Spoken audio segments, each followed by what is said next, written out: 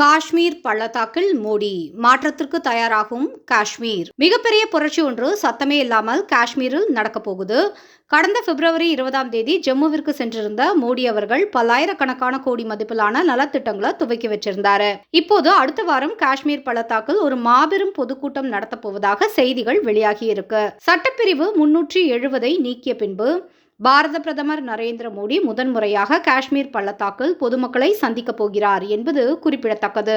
காஷ்மீர் என்றாலே ரத்தமும் ரணமும் மிகுந்த மாநிலமாக அறியப்பட்டது இனி சுக்குநூறாக உடைய போகுது. பாரத பிரதமர் நரேந்திர மோடி அவர்கள் பங்கேற்க இருக்கும் பொதுக்கூட்டத்தில் கூடும் மக்களின் கூட்டமே 370 சட்டப்பிரிவு நீக்கப்பட்டதற்கான வெற்றியை பறைசாற்றும் கூட்டமாக அமையும்.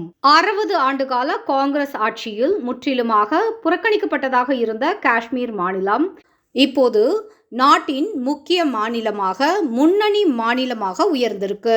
காஷ்மீரை பிரிவினைவாதிகளின் பிடியிலிருந்து, தீவிரவாதிகளின் பிடியிலிருந்து ஒட்டுமொத்தமாக மீட்டு காஷ்மீர் மக்களின் கையில் ஒப்படைத்திருக்கிறார் பாரத பிரதமர் நரேந்திர மோடி. காஷ்மீர் என்றாலே அது இந்தியாவுக்கும் பாகிஸ்தானுக்குமான பிரச்சனை என்று தேவையில்லாமல் ஆஜராகி கொண்டிருக்கும் பாகிஸ்தான், இதுதான் சாக்கு என்று பல உலக நாடுகள் இந்தியாவின் உள் விவகாரத்தில் மூக்கை நுழைத்து கொண்டிருந்தது. இதுவரை காஷ்மீர் என்பது இந்தியா பாகிஸ்தான் பிரச்சனை, அதை நாங்கள் தீர்த்து கொள்வோம் என்ற நிலைப்பாட்டில் இருந்தது காங்கிரஸ். மோடி அவர்கள் ஆட்சி அமைத்த பிறகு இது எங்கள் நாட்டின் உள் விவகாரம், அதை நாங்களே தீர்த்து கொள்வோம் என்று கூற ஆரம்பித்தது இந்தியா.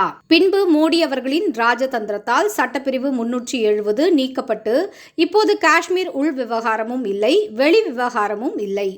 காஷ்மீர்ல எந்த விவகாரமும் இல்லை, அது எங்கள் தேசத்தின் ஒருங்கிணைந்த மாநிலம் என்று பறைசாற்றிவிட்டது இந்தியா.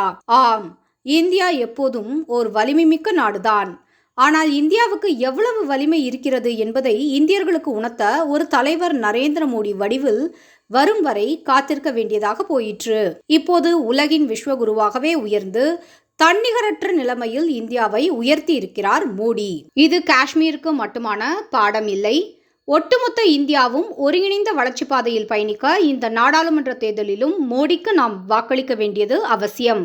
மீண்டும் மோடி, வேண்டும் மோடி.